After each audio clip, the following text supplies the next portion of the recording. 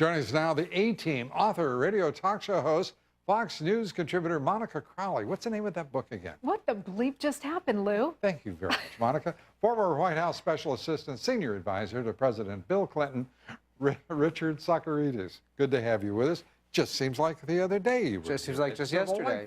In D.C., Washington Times Senior Opinion Editor Emily Miller. Emily, good to have you here. Let's start with Mayor Bloomberg and I think, this is going to be the year marked by, it's the arrival of the American oligarchs. They're spending money, they're playing politics, and they play hard. Do you disagree? $12 million into gun control campaign by Mayor Bloomberg, who said just today, I think sometimes it's appropriate for the government to infringe on your freedoms. And when I saw that quote, I thought, well, at least he's being honest in this case. Yeah, he made it clear, Emily, that when he said that, he was talking about we will have the right. He put himself on that other line as to who will be in charge of our lives. Well, what's the scariest? Well, I'll tell you, Lou, if you saw, I know you saw my story today in the Washington Times. I was writing straight about his spending $12 million in 13 states to really pressure senators to vote for his gun control legislation in 2 weeks. When I noticed in the ad that the actor they used had his finger on the trigger, which you as a gun owner and I as a gun owner know is rule number one is never put your finger on the trigger until you're ready to shoot. And I looked more closely at the ad and saw that he actually violates all 3 of the NRA safety rules. He has the finger on this trigger. He has it basically aimed at some kids swinging on a tire, and it's locked and loaded. It's a pump-action shotgun, and he's got the action closed. So, Bloomberg is spending all this money to put in 13 states an ad that basically is an advertisement for unsafe gun ownership. It's very irresponsible. What do you think, Richard? I mean, that might as well be a play to suggest that's the way guns are handled by the NRA, which is defamation, if you will, or it is more likely, just simply, as Emily suggests, an oafish production. I don't think it's an oafish production. I think I was sure you would agree with me on that. My God, I was so sure. I think this is an ad campaign. These are actors.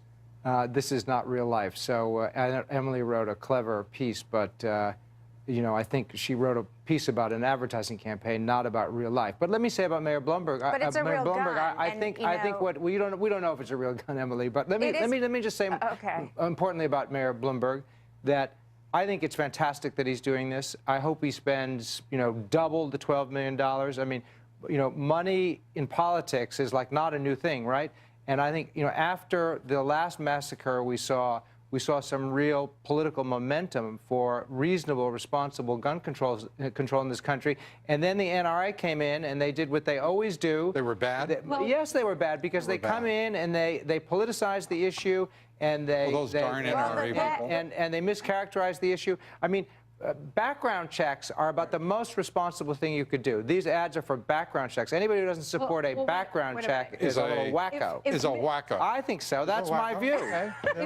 If Mayor Bloomberg is interested in reducing gun violence and gun crime, then great, more power to him, except he's directing the $12 million and maybe more to law-abiding citizens. If he's really interested in reducing gun violence and gun crime, he'd be leveling his gaze and his money, which is substantial, at gang violence, rather, and minority on minority, black on black crime, Latino on Latino crime, which is the fault of the gun crime, Richard. He's investing in political campaigns, money in politics. I mean, everybody around here sounds like it's such a surprise, like, oh my God, money is influencing I don't mean politics. to be surprised at all. He's investing in elections. That's what we do all the time. You don't think conservatives invest in elections, Lou? Well, now that you've disabused us of our naivete, I'm going to have to do more research, and I'm going to have to figure out who was it.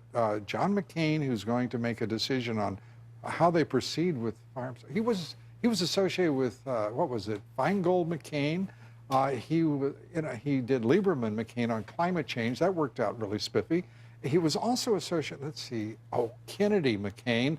That was on immigration. You feeling pretty strong on this now?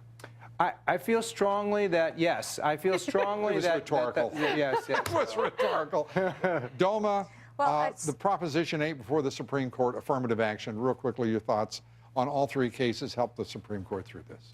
Well, it may be a 5-4 decision all the way through. We'll have to see. There are a couple of obviously different issues. They're going to take up gay marriage, and they're going to take up DOMA in a different That's why I way. brought them up. Right, I know. But you told me to be quick. Emily. Complicated issues, Well, quick. you know, I don't didn't think say this I'd be fair. You know, Proposition 8, which was voted on and passed by the people of California, I don't see any reason the Supreme Court needs to be ruling on that. We've decided, the people of California decided that marriage is between a man and a woman, and, you know, I don't see how Washington unelected officials and Supreme Court should be overturning something like that. I think Last the word. most interesting thing about this moment is in history is how much public opinion has changed and how many Republicans from across the political spectrum now see same-sex marriage as an equal rights issue. That's why And the it court? should be. That's why it should be and I think the managed court. in the Democrat and social processes I mean, I think rather that than in the courts. I think that's certainly an argument. I think some people feel that But way, it's, but you I know- think this court I have- will rule 5-4 in favor of same-sex marriage. And with that, I have to say thank you, and we appreciate you all being here. I appreciate it so much. That's it for us tonight. We appreciate you being with us, and we wish you a very pleasant evening from New York.